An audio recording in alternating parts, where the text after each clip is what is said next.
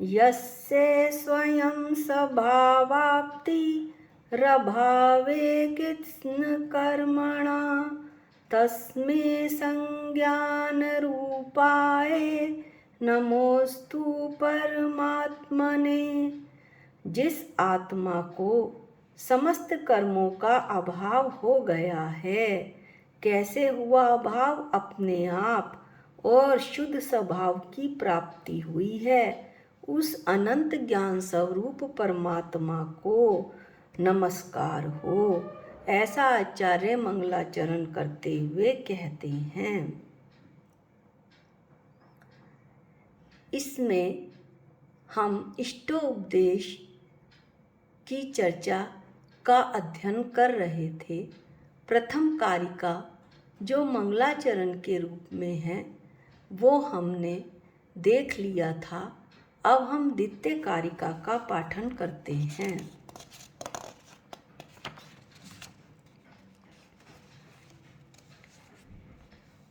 योग्योपादान योगेन दृश्यदा स्वर्णता मता द्रव्यादि स्वादि संपत्ता वात्मनोप्यात्मता मता।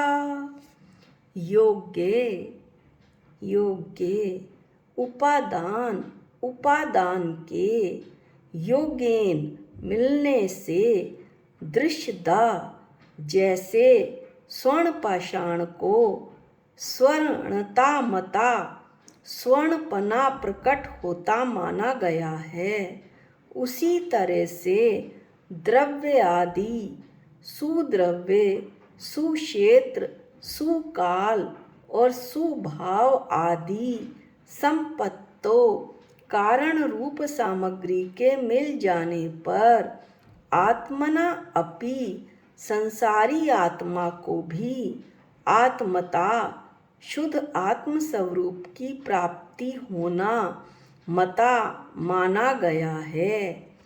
योग्य उपादान के मिलने से जैसे स्वर्ण पाषाण को स्वर्णपना प्रकट होता माना गया है, उसी तरह सुद्रव्य सुक्षेत्र आदि कारण रूप सामग्री के मिल जाने पर संसारी आत्मा को भी शुद्ध आत्म स्वरूप की प्राप्ति होना माना गया है।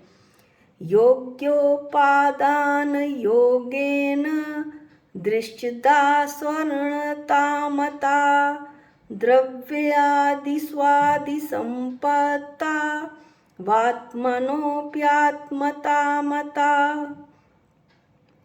अब इसका पद अनुवाद देखते हैं।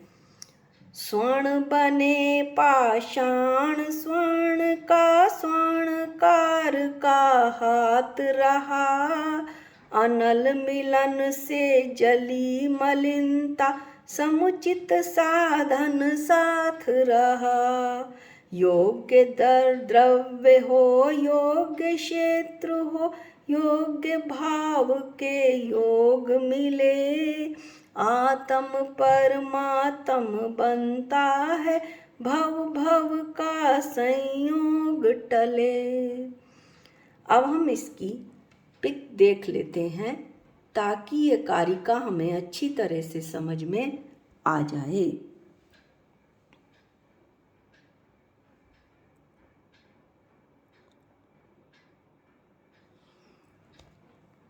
इस कारिका के ऊपर जो क्वेश्चन हैं उनकी हम चर्चा करते हैं। अभीष्ट कार्य की सिद्धि कब होती है? जब योग्य उपादान कारण मिलता है और योग्य निमित्त का सहयोग होता है, तब अभीष्ट कार्य उत्पन्न होता है। उदाहरण के लिए जैसे जो योग्य उपादान स्वरूप है स्वर्ण पाषाण, अर्थात ऐसा पत्थर जिसमें सोने के कण हों, उस पत्थर में सोने रूप परिणमन होने की योग्यता पाई जाती है। तो यदि ऐसा पत्थर जिसमें सोना हो, सोने के कण हो, उसके मिलने पर ही स्वर्ण प्राप्त हो सकता है। जो सामान्य पाषाण है, जिसमें सोना नहीं है, उसमें स्वर्ण रूप परिणमन की क्षमता भी नहीं होती और उससे सोने की प्राप्ति नहीं हो सकती। उसी प्रकार योग्य द्रव्य, क्षेत्र, काल, भावों की संपूर्णता होने पर संसारी भव्य आत्मा परमात्म दशा को प्राप्त हो जाता है। अब इसमें उपादान और निमित्त दो शब्द आए हैं, तो उपादान कारण एवं निमित्त कारण किसे कहते हैं, ये उदाहरण सहित समझाना है। जिसमें कार्य हो वह उपादान कारण है एवं जिसके द्वारा कार्य हो वह निमित्त कारण है। जैसे जो स्वर्ण पाषाण है, ऐसा पत्थर जिसमें सोने के कण हैं, वो स्वयं उपादान कारण है और उसको शुद्ध करने के लिए जो स्वर्णकार है, अग्नि है आदि सहायक कारण होते हैं। बिना स्वर्णकार के कभी भी शुद्ध सोने की प्राप्ति नहीं हो सकती।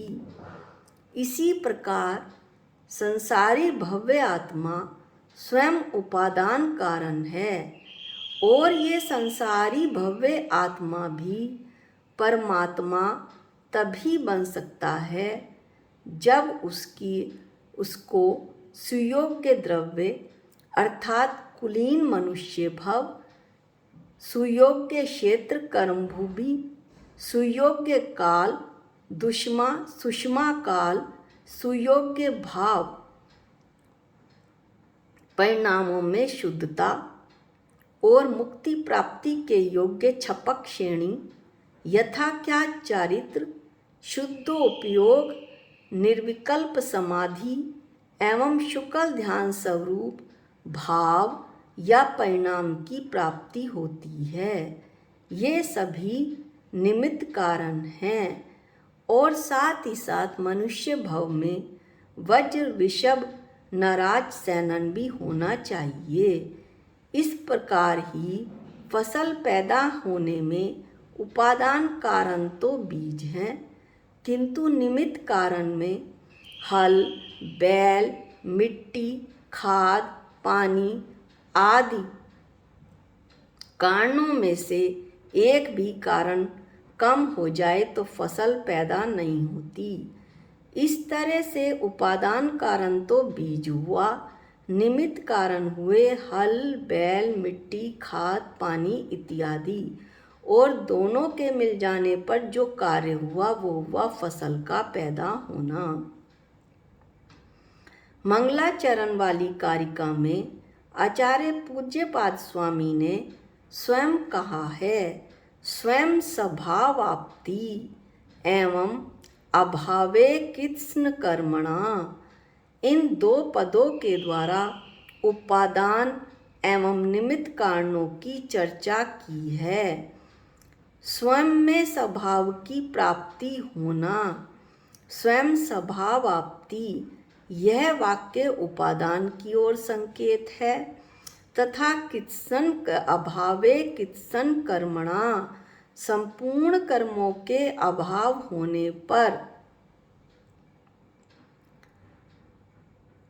संपूर्ण कर्मों के अभाव होने का कारण यह वाक्य निमित्त कारण की ओर संकेत करता है।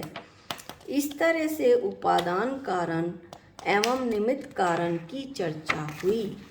अब निमित्त कितने प्रकार के होते हैं, उदाहरण सहित बताएं। निमित्त दो प्रकार के होते हैं, उदासीन निमित्त एवं प्रेरक निमित्त। इसको कुछ दृष्टांत की सहायता से देखते हैं।